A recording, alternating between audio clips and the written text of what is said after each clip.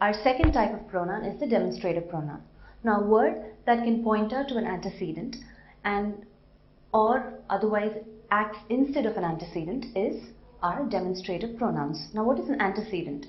Now, an antecedent is a word that comes before a pronoun or that which already exists in the speaker's mind. So, let's understand that with some examples. The first one, Rani bit her lip. Now, here, Rani is my noun. The pronoun that replaces Rani is her. So, here, her is my pronoun and Rani is my antecedent. Okay? Here, her is my demonstrative pronoun and Rani is the antecedent. Let's move to the next one. Most people are unable to write because they are unable to think.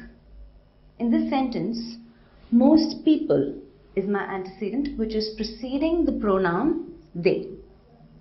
So this is my pronoun and this is my antecedent. Right? Third one, students in online classes have to keep up with their assignments. Now in this sentence, can you guess the pronoun at least, if not the antecedent? There is my pronoun. So what is there referring to? The students. This is my antecedent. Clear? Alright, now let's understand the use of it as a demonstrative pronoun. Now let's understand the use of it in certain cases. Now, when we're talking about a single thing, we almost always use it, but there are exceptions. Now, what are these exceptions? Now, sometimes animals are referred to as he, him, or she, her, and even the names of ships or other countries are regarded as females and referred to as she or her. So let's take a look at some examples. This is our dog Rusty. He's an Alsatian. Now when I said animals, especially if it's a pet or domesticated, that's when I refer to. So here, my dog Rusty, I'm referring it to as a male. This is our dog Rusty. He is an Alsatian. So I'm referring the dog as a male person here in this sentence. Or for example, I can say, the Titanic is a great ship, but she sank on her first voyage. So there, the ship is referred to as a female. So I say, she sank on her first voyage. Let's move to the second category. To introduce a remark. For example, it's difficult to find a job. It's difficult to find a job. Or it's important to dress well. Or it's always nice to have a holiday. So these are all remarks. And that's also when I use it. I also use it to talk about the weather, temperature, time and distance. So for example, it's raining, the weather. Or I can say it will probably be hot tomorrow. Yeah, I'm talking about the temperature. Is it 5 o'clock yet? Is it 6 o'clock yet? Time to finish the class? No. Distance. It is 10 kilometers from here to the railway station. So yeah, so I use it on all these instances. So let's understand the usage of it as a demonstrative pronoun, looking at some examples. Okay. The first case. Now, it is used when neuter noun goes before it. For example, in the sentence, which is the noun, the sun. That's my neuter noun. So obviously, it refers to the sun here, right? So whenever the neuter noun precedes or goes before, then I use the demonstrative pronoun it. Let's look at the second one. It also points to a clause going before.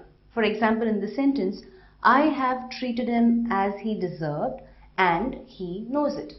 So I know that there are two parts to this sentence.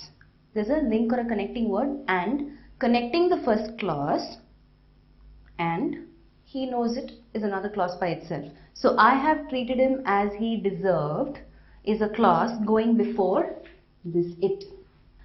In the third sentence, it is probable that it will rain today.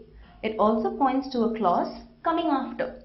So in this sentence, here, this it is pointing to a clause coming after. Can you identify the clause? We already saw what clauses are, right? It has a subject and a verb. And there's a complete thought. That's a clause. So in this sentence, what is the clause? It will rain today is my clause. So here this it points to a clause coming after, which is a complete thought in itself. The last one, it also points to a phrase that is coming after. So here in this sentence, it is very happy to hear such a good news. What is a phrase? A phrase also a group of words. The meaning may not be complete. Usually it's incomplete. Yeah, meaning. So here it is very happy. So this it points to a phrase. What is the phrase here?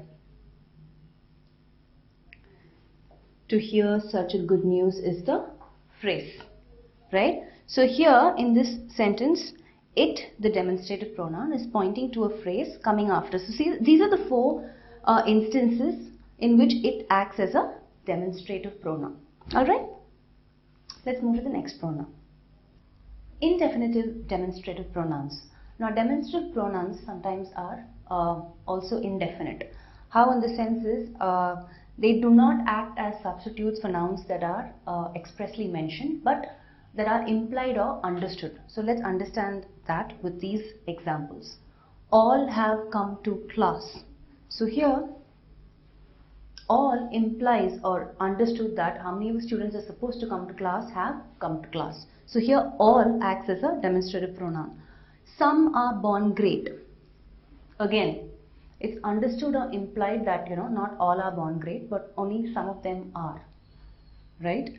Many are called but few are chosen. Again, it's understood or implied. You don't have to mention a particular number or thing because it's again based on certain facts or experiences. So here all, some and many and few act as demonstrative, indefinitive demonstrative pronouns. Alright.